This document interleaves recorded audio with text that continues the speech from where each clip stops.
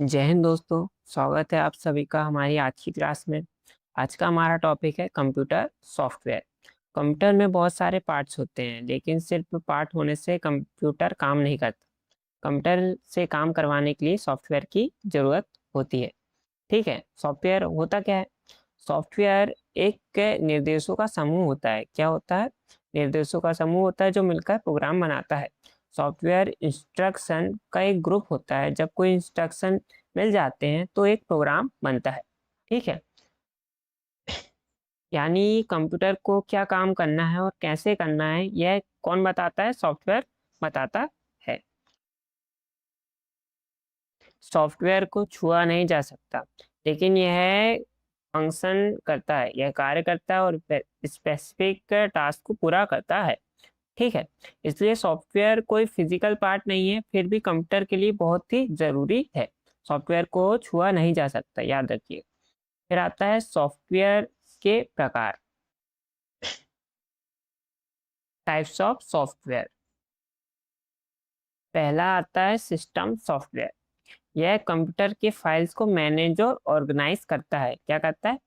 Manage और organise करता है और कंप्यूटर चलाने के लिए जरूरी सॉफ्टवेयर प्रदान करता है। ठीक है, कंप्यूटर को सही तरीके से काम करने के लिए सिस्टम सॉफ्टवेयर की बहुत बड़ी भूमिका होती है।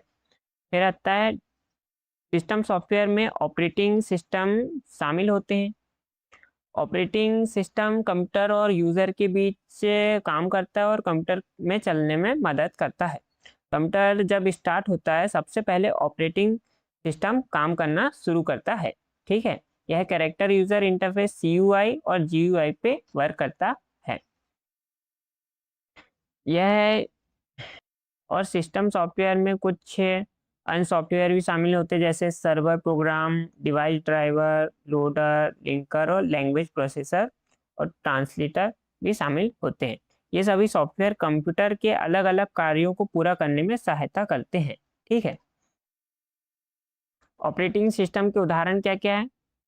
Windows, Linux, MS DOS, Unix, Solaris, Ubuntu, Apple, Macintosh, mobile phones, यह ऑपरेटिंग सिस्टम के उदाहरण है। ठीक है, ये सभी अलग अलग प्रकार से ऑपरेटिंग सिस्टम है।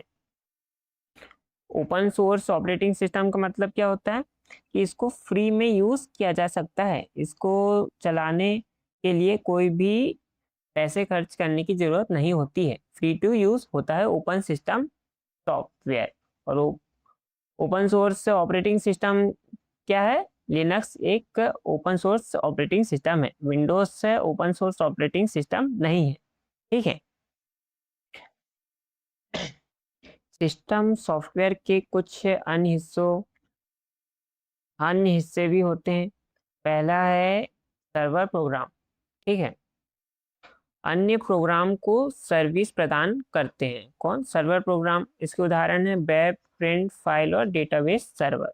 ठीक है, सर्वर प्रोग्राम का काम दूसरे प्रोग्राम के लिए अलग अलग सर्वर उपलब्ध कराना होता है। इसी कारण इन्हें क्या कहते हैं? सर्वर प्रोग्राम कहा जाता है। ठीक है, फिर आता है डिवाइस ड्राइवर। यह हार्डवेयर और ऑपरेटिंग सिस्टम के बीच इंटरफेस का काम करता है। हार्डवेयर और ऑपरेटिंग सिस्टम सीधे एक दूसरे से काम नहीं करते हैं। दोनों के बीच कनेक्शन बनाने का काम कौन करता है? डिवाइस ड्राइवर करता है। ठीक है, फिर आता है लोडर। यह क्या करता है? ट्रांसलेटर द्वारा बदली गई मशीन लैंग्वेज को मेन मेमोरी में लोड करता है और प्रोग्राम को एग्जीक्यूशन के लिए तैयार करता है। जब प्रोग्राम चलाना होता है तो सबसे पहले उसे मेन मेमोरी में लाया जाता है। यह काम कौन करता है? लोडर करता है और प्रोग्राम को रन होने के लिए तैयार करता है, लोडर। ठीक है, फिर आता है लिंकर। लिंकर यह एक या उससे अधिक ऑब्जेक्ट फाइल को जोड़कर कंपाइलर द्वारा जनरेटेड कोड को एक सिंगल एग्जीक्यूटेबल प्रोग्राम में बदलता है। सिंगल एग्जीक्यूटेबल प्रोग्राम में बदलता कौन है? लिंकर बदलता है। ठीक है, यह अलग अलग ऑब्जेक्ट फाइल को एक साथ जोड़कर एक एग्जीक्यूटेबल प्रोग्राम बनाना लिंकर का काम होता है। इसी के बाद क्या होता है, प्रोग्राम को चलाया जाता है। Language processor. लैंग्वेज प्रोसेसर एक प्रोग्रामिंग लैंग्वेज में लिखे गए सोर्स कोड को दूसरी प्रोग्रामिंग लैंग्वेज में बदलता है। क्या करता है यह एक प्रोग्रामिंग लैंग्वेज में लिखे गए सोर्स कोड को दूसरी प्रोग्रामिंग लैंग्वेज में बदलता है। ठीक है, लैंग्वेज प्रोसेसर को ट्रांसलेटर भी कहा जाता है। क्या कहा जाता है, ट्रांसलेटर भी कहा जाता है। यह सोर्स कोड को एक लैंग्वेज से दूसरी लैंग्वेज में बदलता है। कंप्यूटर सीधे सोर्स कोड को नहीं समझता, इसलिए सोर्स कोड को बदलने के लिए लैंग्वेज प्रोसेसर का यूज किया जाता है। ठीक है, फिर आते हैं ट्रांसलेटर के प्रकार। कितने प्रकार होते हैं, 3 प्रकार होते हैं, असेंबलर, इंटरप्रेटर और कंपाइलर। यह 3 प्रकार होते हैं ट्रांसलेटर के। ठीक है, पहला है असेंबलर। असेंबलर वह ट्रांसलेटर है जो असेंबली लैंग्वेज कोड को मशीन कोड ऑब्जेक्ट में बदलता है। ठीक है, जब प्रोग्राम असेंबली लैंग्वेज में लिखा जाता है तब उसे मशीन कोड में बदलने का काम कौन करता है, असेंबलर करता है। फिर आता है इंटरप्रेटर। इंटरप्रेटर वह ट्रांसलेटर है जो हाई लेवल लैंग्वेज कोड को लाइन बाय लाइन एग्जीक्यूट करता है और ऑब्जेक्ट कोड में बदलता है। ठीक है, इंटरप्रेटर पूरे प्रोग्राम को एक साथ नहीं पढ़ता, यह एक एक लाइन पर काम करता है और उसे एग्जीक्यूट करता है। याद रखिएगा, इंटरप्रेटर क्या है, एक लाइन बाय लाइन ट्रांसलेटर है। एग्जाम में पूछा जाता है लाइन बाय लाइन कौन ट्रांसलेट करता है, तो कौन करता है, इंटरप्रेटर करता है। फिर आता है कंपाइलर। कंपाइलर वह ट्रांसलेटर है जो हाई लेवल लैंग्वेज कोड को पूरा एक साथ मशीन कोड में बदल देता है। ठीक है, कंपाइलर प्रोग्राम की सभी लाइंस को एक साथ प्रोसेस करता है और फिर उसे मशीन कोड में बदलता है। यह भी याद रखिएगा कि पूरा प्रोग्राम एक बार में ट्रांसलेट कौन कर देता है, कंपाइलर कर देता है। ठीक है, प्रोग्राम बनने के बाद कंपाइलर, लिंकर और लोडर कैसे काम करते हैं। ठीक है, पहला आता है प्रोग्राम फ्लो में क्या होता है, सबसे पहले सोर्स कोड को कंपाइलर के पास भेजा जाता है। ठीक है, सोर्स कोड को कंपाइलर के पास भेजा जाता है। कंपाइलर सोर्स कोड को बदलकर ऑब्जेक्ट फाइल बनाता है। क्या करता है, सोर्स कोड को बदलकर ऑब्जेक्ट फाइल बनाता है। यानी प्रोग्राम लिखने के बाद सबसे पहले कंपाइलर उस कोड पर काम करता है और उससे ऑब्जेक्ट फाइल में बदल देता है। यह कंपाइलर का काम होता है। फिर लिंकर क्या करता है, कंपाइलर से बनी हुई ऑब्जेक्ट फाइल को लिंकर के पास भेजा जाता है। लिंकर ऑब्जेक्ट फाइल और एडिशनल फाइल को जोड़कर एक एग्जीक्यूटेबल फाइल बनाता है। ठीक है, एडिशनल फाइल को भी जोड़ता है और एक न्यू फाइल बनाता है। यहाँ लिंकर का काम सभी फाइल को एक साथ जोड़ना होता है। ठीक है, फिर लोडर क्या करता है, लिंकर द्वारा बनाई गई फाइल को लोडर के पास भेजा जाता है। लोडर इन फाइल को मेमोरी में लोड कर देता है। प्रोग्राम को चलाने से पहले उसे मेमोरी में लाना बहुत जरूरी होता है, यह काम लोडर का करता है। ठीक है, यही पूरा प्रोसेस होता है जिसमें सोर्स कोड धीरे धीरे बदलकर मेमोरी तक पहुंचाया जाता है और फिर प्रोग्राम रन होने के लिए तैयार होता है। ठीक है, एप्लीकेशन सॉफ्टवेयर, यह एंड यूजर प्रोग्राम होते हैं जो यूजर के लिए वास्तविक कार्य करते हैं। यानी यूजर जो काम कंप्यूटर पर करता है उन्हें पूरा करने के लिए एप्लीकेशन सॉफ्टवेयर का उपयोग किया जाता है। ठीक है,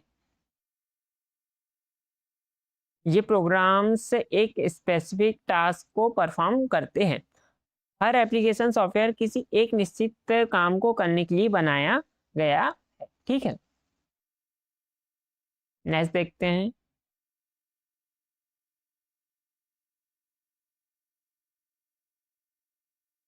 यूटिलिटी सॉफ्टवेयर। यह क्या करता है, यह कंप्यूटर को हेल्दी और कुशल बनाए रखने के लिए उपयोग किया जाता है।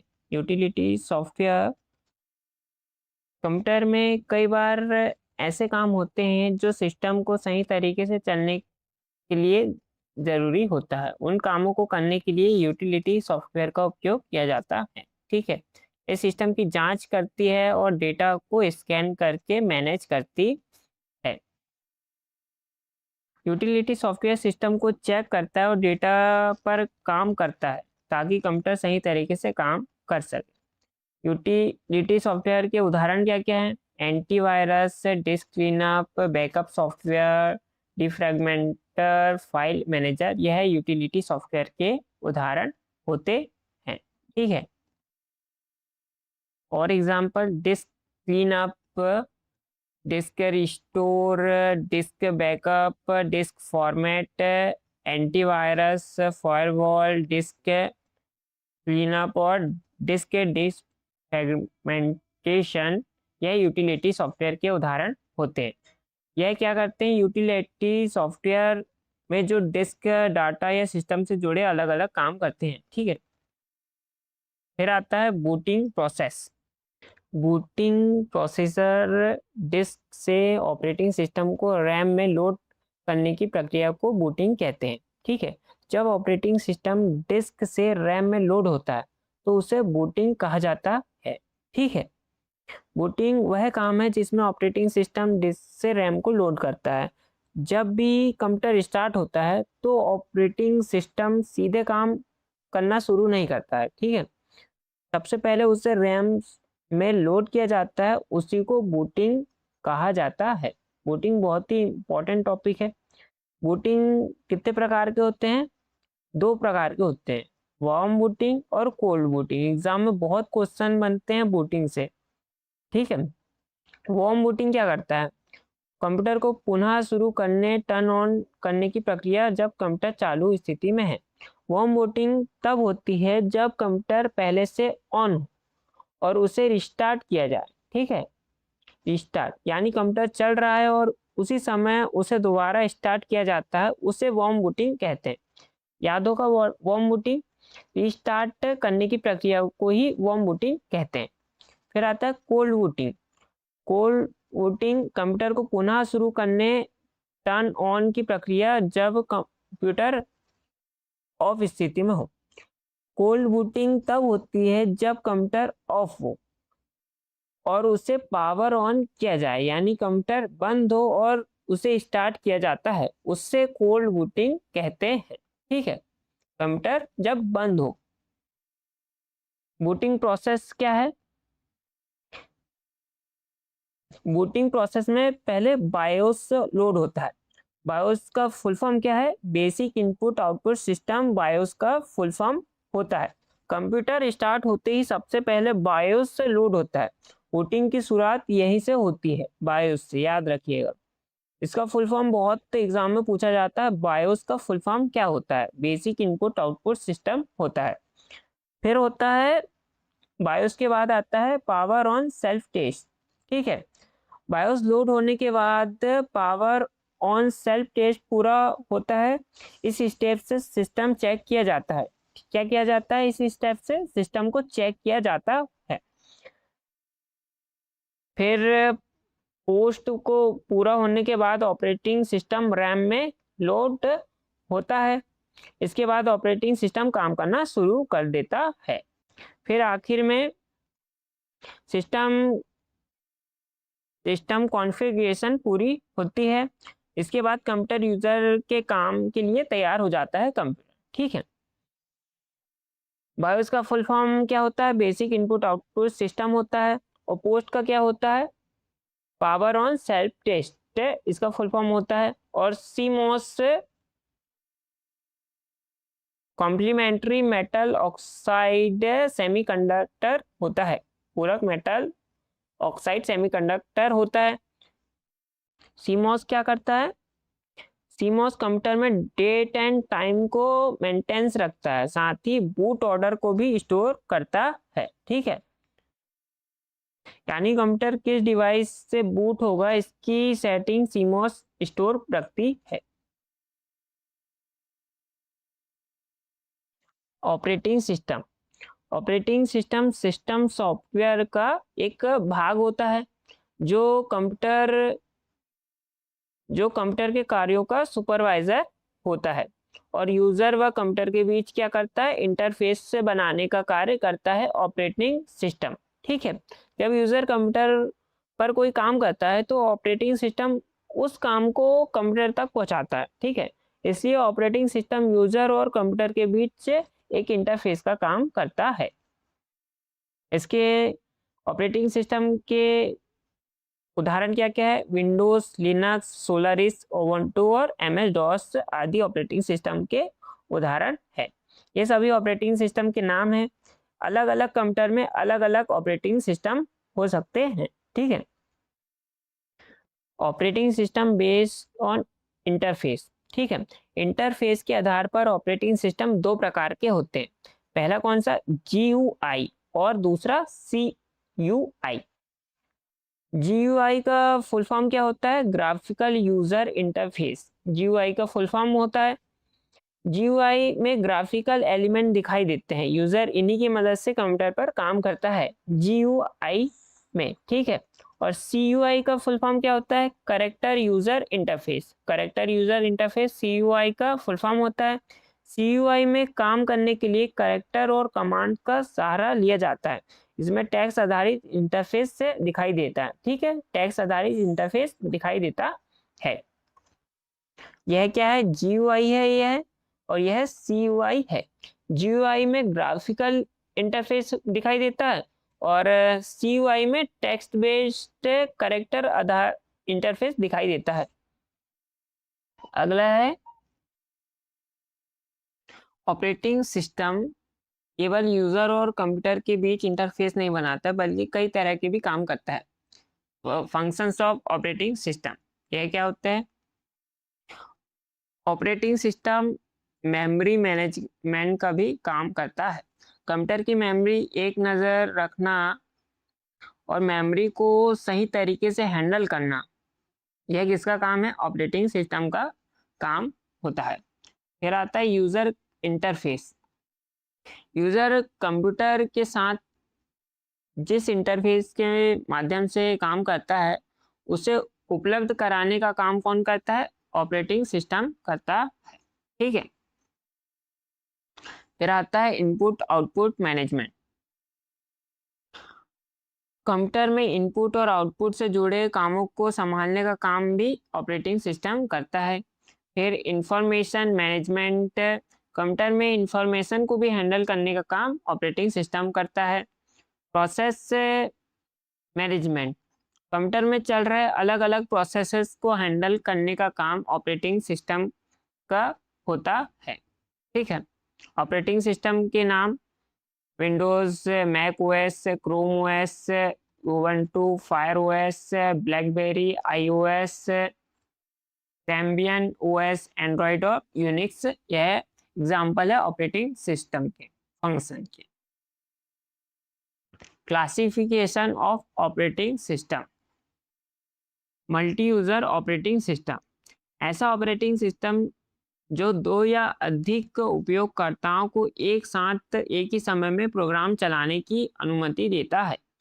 यानी एक ही समय में कई यूजर इस ऑपरेटिंग सिस्टम पर काम कर सकते हैं, इसलिए इसे मल्टी यूजर ऑपरेटिंग सिस्टम कहते हैं। इसके उदाहरण के नाम क्या है, multi user operating system Unix और लिनक्स जो है वो मल्टी यूजर ऑपरेटिंग सिस्टम है। ठीक है, फिर है मल्टीटास्किंग ऑपरेटिंग सिस्टम, ऐसा ऑपरेटिंग सिस्टम जो एक समय में एक से अधिक प्रोग्राम को चलाने की अनुमति देता है, अर्थात एक साथ। ठीक है, यानी कंप्यूटर पर कई प्रोग्राम एक साथ चल सकते हैं, इसी वजह से इसे मल्टीटास्किंग ऑपरेटिंग सिस्टम कहा जाता है। इसके उदाहरण क्या है, यह यूनिक्स और विंडोज इसके उदाहरण है। ठीक है,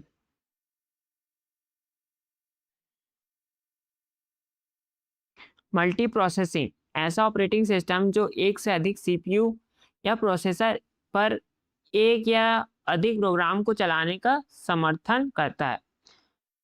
इस प्रकार के ऑपरेटिंग सिस्टम में एक से अधिक CPU या प्रोसेसर के साथ काम किया जाता है। ठीक है, एक साथ काम किया जा सकता है, इसी कारण यह प्रोग्राम को संभालने में सक्षम होता है, मल्टी प्रोसेसिंग ऑपरेटिंग सिस्टम। ठीक है, ये था हमारा थ्योरी सेक्शन। अभी ये टॉपिक के 30 इंपॉर्टेंट एमसीक्यूज को देखते हैं। ठीक है, पहला क्वेश्चन है, इंस्ट्रक्शन का वह समूह जो मिलकर एक कंप्यूटर प्रोग्राम बनाता है वह क्या कहलाता है? ऑप्शन है लिंकर, हार्डवेयर, सॉफ्टवेयर और ट्रांसलेटर। क्या कहलाता है? यह कहलाता है सॉफ्टवेयर कहलाता है। ठीक है, सॉफ्टवेयर कंप्यूटर का एक हिस्सा होता है जिसे छुआ नहीं जा सकता, यह केवल कार्यों को करने के लिए उपयोग होता है। दूसरा है, कौन सा सिस्टम सॉफ्टवेयर सीधे तौर पर कंप्यूटर हार्डवेयर और ऑपरेटिंग सिस्टम के बीच इंटरफेस का काम करता है? ऑप्शन है लोडर, लिंकर, डिवाइस ड्राइवर या असेंबलर। राइट आंसर क्या होगा? Device driver. Device driver computer hardware और ऑपरेटिंग सिस्टम के बीच इंटरफेस का काम करता है। ठीक है, अगला प्रश्न है, सिस्टम सॉफ्टवेयर के अंतर्गत लिंकर का मुख्य कार्य क्या होता है? मशीन लैंग्वेज कोड को मुख्य मेमोरी में लोड करना लिंकर का, या फिर एक से अधिक ऑब्जेक्ट फाइलों को जोड़कर सिग्नल एग्जीक्यूटेबल प्रोग्राम बनाना। तो लिंकर का काम क्या होता है? एक से अधिक ऑब्जेक्ट फाइलों को जोड़कर सिग्नल एग्जीक्यूटेबल प्रोग्राम बनाना होता है लिंकर का मुख्य कार्य। कौन सा language translator high level language code को machine code line by line कौन बदलता है? तो वह इंटरप्रेटर, जो कि लाइन बाय लाइन प्रोग्राम को बदल देता है। ठीक है, एक कंपाइलर हाई लेवल लैंग्वेज में लिखे गए प्रोग्राम को मशीन लैंग्वेज में किस प्रकार ट्रांसलेट करता है? कंपाइलर क्या करता है? पूरे प्रोग्राम को एक साथ ट्रांसलेट कर देता है। कंपाइलर पूरे सोर्स कोड को एक साथ स्कैन करके ऑब्जेक्ट कोड में बदल देता है, जिससे इसकी स्पीड इंटरप्रेटर से तेज हो जाती है और यह एक बार में पूरे प्रोग्राम को ट्रांसलेट कर देता है। एमएस वर्ड, एडोबी रीडर और फोटोशॉप के सॉफ्टवेयर श्रेणी में आते हैं। यह कौन से सॉफ्टवेयर हैं? यह एप्लीकेशन सॉफ्टवेयर की श्रेणी में आते हैं। कंप्यूटर को हेल्दी और कुशल बनाए रखने के लिए निम्नलिखित में से कौन सा यूटिलिटी सॉफ्टवेयर का एक उदाहरण है? तो MS word, Linux OS, antivirus या डिवाइस ड्राइवर। तो राइट आंसर होगा एंटीवायरस एक यूटिलिटी सॉफ्टवेयर है। और डिस्क क्लीनअप, डिफ्रैगमेंटेशन, बैकअप, स्टोरेज और फाइल मैनेजर, यह क्या है? यूटिलिटी सॉफ्टवेयर है। कंप्यूटर प्रोग्राम के एग्जीक्यूशन और में लोडर की प्राथमिक भूमिका क्या होती है? मशीन लैंग्वेज कोड को मुख्य मेमोरी में लोड करना, असेंबली लैंग्वेज को मशीन कोड में कन्वर्ट करना। राइट आंसर क्या होगा? इसका राइट आंसर होगा मशीन लैंग्वेज कोड को मुख्य मेमोरी में लोड करना। राइट आंसर होगा लोडर का प्राथमिक भूमिका। ठीक है, लोडर ट्रांसलेटर द्वारा तैयार किए गए मशीन कोड को कंप्यूटर की रैम में लोड करने और उसे रन करने के लिए तैयार करता है। ठीक है, एक असेंबलर कंप्यूटर प्रोग्रामिंग में मुख्य रूप से क्या कार्य करता है? राइट आंसर होगा असेंबली लैंग्वेज कोड को मशीन कोड में बदलना असेंबलर का काम होता है। वेब सर्वर, प्रिंट सर्वर और डेटाबेस सर्वर जैसे सर्वर प्रोग्राम मुख्य रूप से किस सॉफ्टवेयर श्रेणी में आते हैं? Web server, printer server. Right answer क्या होगा? यह कौन सी श्रेणी में आते हैं? एप्लीकेशन सॉफ्टवेयर की श्रेणी में आते हैं। सर्वर प्रोग्राम्स अन्य कंप्यूटर या प्रोग्राम्स डिवाइसेस को एक सर्विस प्रदान करने के लिए काम करते हैं। ठीक है, हार्ड डिस्क में से ऑपरेटिंग सिस्टम का मुख्य मेमोरी में लोड करने की प्रक्रिया क्या कहलाती है? हार्ड डिस्क से। ठीक है, तो यह है बूटिंग प्रक्रिया कहलाती है। बूटिंग की प्रक्रिया में मुख्य रूप से हार्ड डिस्क से ऑपरेटिंग सिस्टम की फाइलों को रैम में लोड किया जाता है। यह कंप्यूटर को चालू करने के बाद सबसे पहली प्रक्रिया होती है, जिसके बिना कंप्यूटर का यूज नहीं किया जाता। कंप्यूटर को पुनः प्रारंभ मतलब रिस्टार्ट करने की प्रक्रिया क्या कहलाती है? कंप्यूटर पहले ही चालू ऑन की स्थिति में हो। तो यह कौन सी बूटिंग कहलाती है रिस्टार्ट में? राइट आंसर है वार्म बूटिंग कहलाती है। ठीक है, और सॉफ्ट बूटिंग वार्म बूटिंग को क्या कहते हैं, सॉफ्ट बूटिंग भी कहते हैं। कंप्यूटर को चालू करने की वह प्रक्रिया जिसे कंप्यूटर पहले से बंद हो, तो पहले से बंद बूटिंग को कहेंगे कोल्ड बूटिंग। कोल्ड बूटिंग को क्या कहा जाता है, हार्ड बूटिंग भी कहा जाता है। ठीक है, सीपीयू की पावर बटन दबाकर ऑन करने पर शुरू होती है कोल्ड बूटिंग या हार्ड बूटिंग। कंप्यूटर के बूटिंग प्रोसेस में प्रयुक्त होने वाला बायोस का फुल फॉर्म क्या है, बायोस का फुल फॉर्म है basic input output system, BIOS का फुल फॉर्म होता है। कंप्यूटर बूटिंग के दौरान हार्डवेयर घटकों की जांच से करने वाले पोस्ट का फुल फॉर्म क्या है, पोस्ट का फुल फॉर्म है पावर ऑन सेल्फ टेस्ट, इसका राइट आंसर होगा। सिस्टम कंप्यूटर सिस्टम में टाइम डेट और बूट ऑर्डर को लगातार अपडेट रखने के कार्य किसके द्वारा किया जाता है, यह किसके द्वारा किया जाता है, टीमॉस के द्वारा किया जाता है। टीमॉस का फुल फॉर्म क्या होता है, कॉम्प्लीमेंट्री मेटल ऑक्साइड सेमीकंडक्टर, इसका फुल फॉर्म होता है।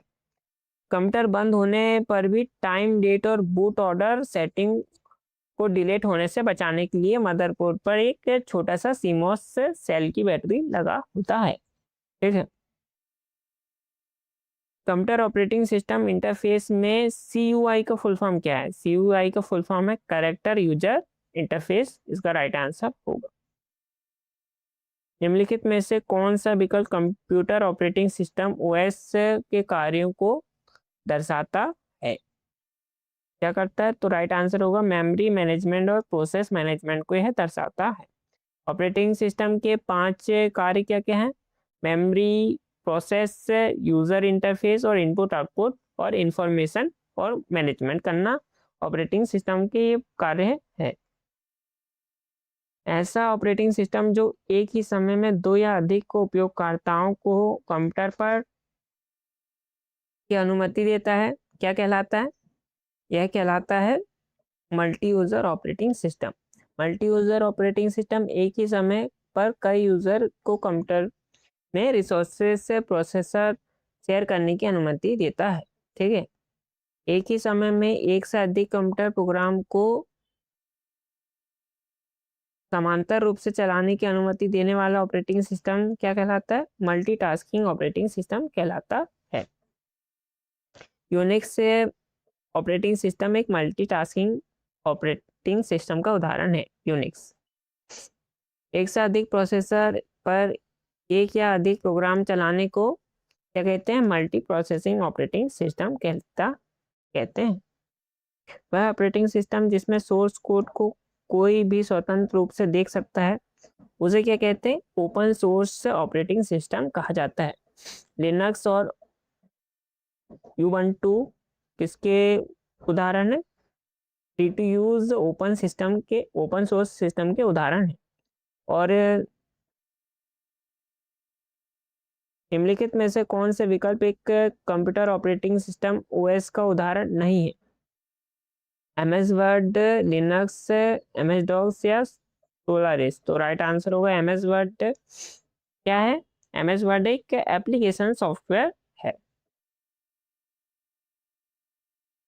कंप्यूटर ऑपरेटिंग सिस्टम के यूजर इंटरफेस में GUI का फुल फॉर्म क्या है, ग्राफिकल यूजर इंटरफेस GUI का फुल फॉर्म है। कंप्यूटर हार्डवेयर और टाइम सेटिंग CMOS का फुल फॉर्म क्या है, CMOS का फुल फॉर्म क्या है, कॉम्प्लीमेंट्री मेटल ऑक्साइड सेमीकंडक्टर, इसका फुल फॉर्म है। सिस्टम की सुरक्षा करने वाले एंटीवायरस और स्टोरेज को प्रबंधित करने वाले डिस्क डिफ्रेगमेंटेशन को किस सॉफ्टवेयर श्रेणी में रखा जाता है, राइट आंसर है ऑप्शन C, यूटिलिटी सॉफ्टवेयर श्रेणी में रखा जाता है एंटीवायरस। ठीक है, कंप्यूटर यूजर और कंप्यूटर के फिजिकल हार्डवेयर के बीच इंटरफेस का माध्यम क्या है, यह ऑपरेटिंग सिस्टम OS है। ठीक है, विभिन्न हार्डवेयर उपकरणों को कंप्यूटर ऑपरेटिंग सिस्टम के साथ प्रभावी ढंग से संचार करने के लिए किस सॉफ्टवेयर की आवश्यकता होती है, तो यह होती है डिवाइस ड्राइवर की आवश्यकता होती है। निम्नलिखित में से कौन सा कंप्यूटर ऑपरेटिंग सिस्टम अत्यधिक सुरक्षा और मल्टी यूजर मल्टीटास्किंग दोनों विशेषताओं के लिए जाना जाता है? यूनिक्स और लिनक्स यह जाने जाते हैं। तो दोस्तों आज की थ्योरी और एमसीक्यूज यहीं पे समाप्त होते हैं। वीडियो पसंद आया हो तो लाइक शेयर एंड सब्सक्राइब जरूर करें। मिलते हैं नेक्स्ट टॉपिक। जय हिंद।